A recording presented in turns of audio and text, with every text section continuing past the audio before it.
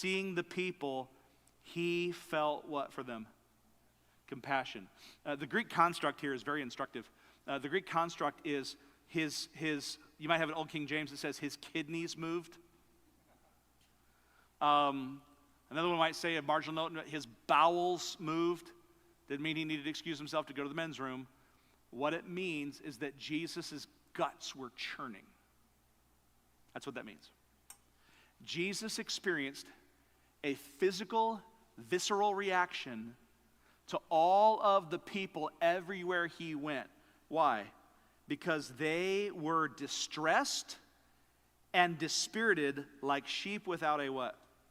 Shepherd. There's so many people to care for. Do you ever feel this way?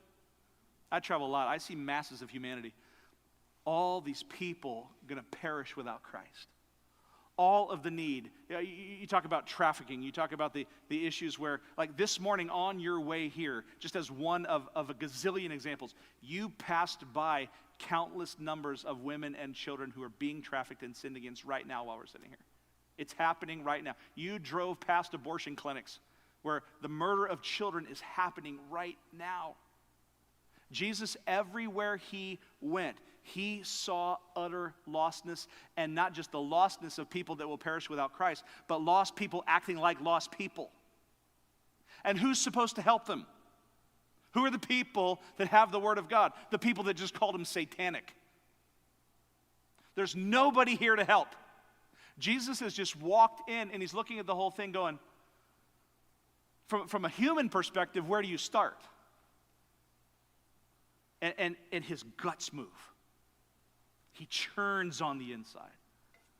The same Jesus who went boldly into Satan's realm in verse 32 is churning inside.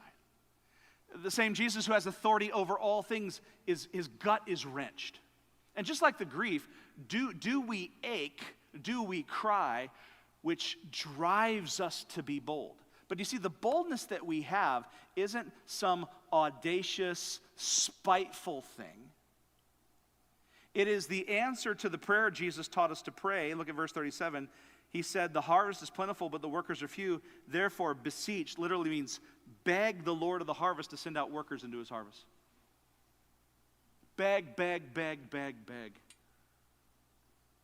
He says the same thing in Luke 10:2, which is why me and our family, every time it turns 10:02, we stop and pray for the harvest.